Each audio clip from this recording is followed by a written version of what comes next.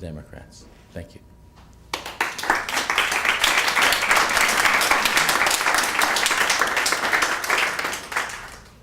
Yes.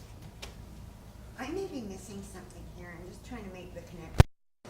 But in generalizing in terms of the operation of empathy, if we all have this physically embedded in our brains and socially determined,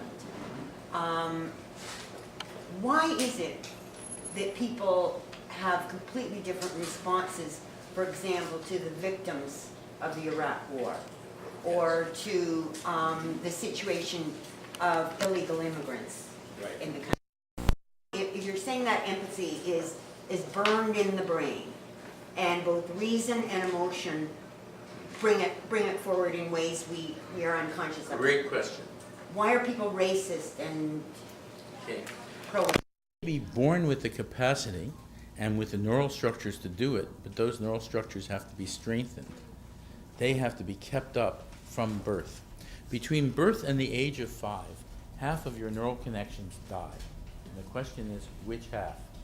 What happens when you're being raised matters. George, speaking of. All right, what happens when you're being raised in between birth and 5 matters enormously. And for some people, if you are beaten regularly or ignored or neglected, you may not experience empathy. And those neural connections may not be reinforced. You know, that is tragic. And it's true. Okay, can I on that line then? Sure. So you would be, well, I don't understand that last point at all, because I was beaten, raped, abused throughout my childhood, but I think I'm one of the most empathetic politically and socially people that I know. So obviously that argument, something happened that didn't But work what happened there. was And, you sorry. rebelled against it. You know, you didn't just accept it, and you didn't just perpetrate it on other people. Yeah, I ran away. Exactly. Okay, but that was in my brain, what would make the difference? And taking that to the other side, does that mean that all the religious conservative fanatics out there, the hundreds of thousands of them, even millions of them there are throughout the United States, are all products of abuse and No, and it's very important to understand this. I didn't have enough time to get into all the details, which aren't. Sorry. The idea is this.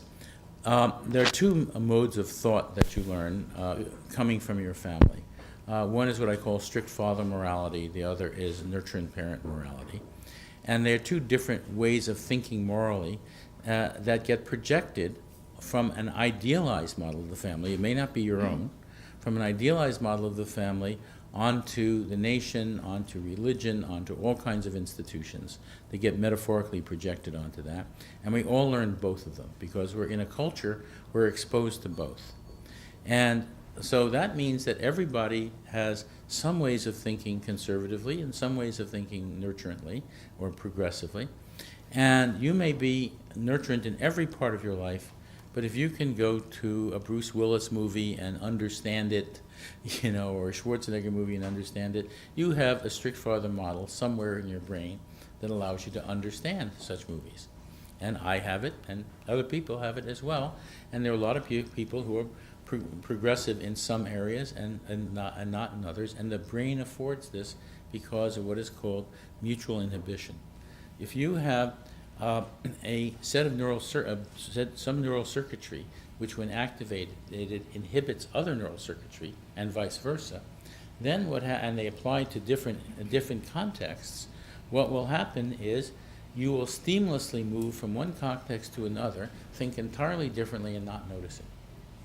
Okay, so there are people who are in that situation. I don't know your history, and I'm not a psychoanalyst. I was just using myself as an example. But the point is that, yes, there are people who, the point is, if you grow up with strict father morality in your family, or either if you know about it, and you learn that this is how society should be organized, that this is the ideal way to organize society, you could wind up being a fundamentalist and have, pretty awful views about what should happen in the world. even if you didn't experience it as a child, if you apply it, to the world in general. And that can happen because of language.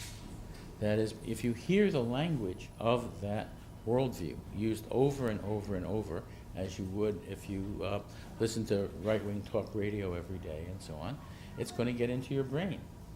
And it'll be there, and you might inoculate yourself by saying, this is stupid, but it's still going to get into your brain, and you can't erase it once it's there. You'll say, oh, it's there and it's stupid, but it's going to be there. Yeah? Neurons don't actually divide, and then you say at a certain age they cease to develop further. That's not entirely true. There are neural connections that do develop further. Okay. Question is, how can I change my mindset, my mind frame? If at the age of 5 or 7 or 6, you suggested that something comes to closure. How can a person seriously change No. his mindset? What happens, I didn't say it came to closure, I said half of them die. I didn't say there wasn't regeneration, I didn't say there wasn't change. Every time you learn anything, your brain changes. Changing someone's mind means changing their brain, which means the synapses, the strength of the synapses have to change. When they change, the way the circuitry works changes, and the ideas change, and the inferences change. Okay, but and you do generate, new dendrites and so on throughout your life. So it is possible for change to be built on what you already have, but it's got to be built on what you already have. You don't get massive changes overnight. So, for example, there are people who claim that they were really left-wing, and then suddenly they got an insight and they became conservative. The David Horowitzes of the world. Okay. Now, if you know about luckily, David Horowitz was in Berkeley, and I know his friends from that period. And it turned out that David Horowitz was a member of a group supporting the most violent part of the Black Panther movement. That he ran the group in an authoritarian manner. He was quite violent and treated his wife very badly. And then at some point, one of his friends who was also in the group was murdered by one of the Black Panthers, and he switched. What did he switch? He already had strict father morality as the means toward nurturing ends, and he switched means and ends. He adopted his means to the way of doing his means authoritarianly to his ends. It wasn't a major switch. The mode of thought was already there, used on other issues. Yeah. I like to think I followed the primaries pretty closely, but I confess I never zeroed in on the underlying premise that you put forward about Barack Obama's certainly foreign policy and even domestic policy of resting on empathy.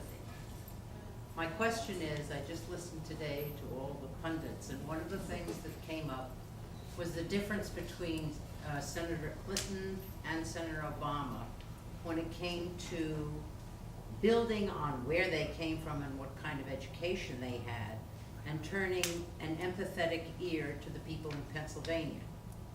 And that she was far more successful in shedding her Yale education than he was in shedding his elitist Harvard image to the voters in Pennsylvania. My question is, how does the neurological input in someone's brain have someone who obviously believes very firmly in acting on empathy and yet, in fact, is less successful than you would hope they would be? Okay, the situation is far more complicated than the pundits say. So let's tell you, I'm sorry. The situation is more complicated than the pundits say. Let's go through the complications first. What you had in Pennsylvania are Reagan Democrats, or what are called conservative populists. What is conservative populism?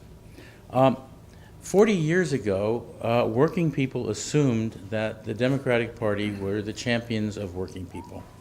The conservatives attacked that idea in two ways at once. First, they started calling liberals elitists. The liberal elite, the latte liberals, the limousine liberals, I had my latte before, right? The idea is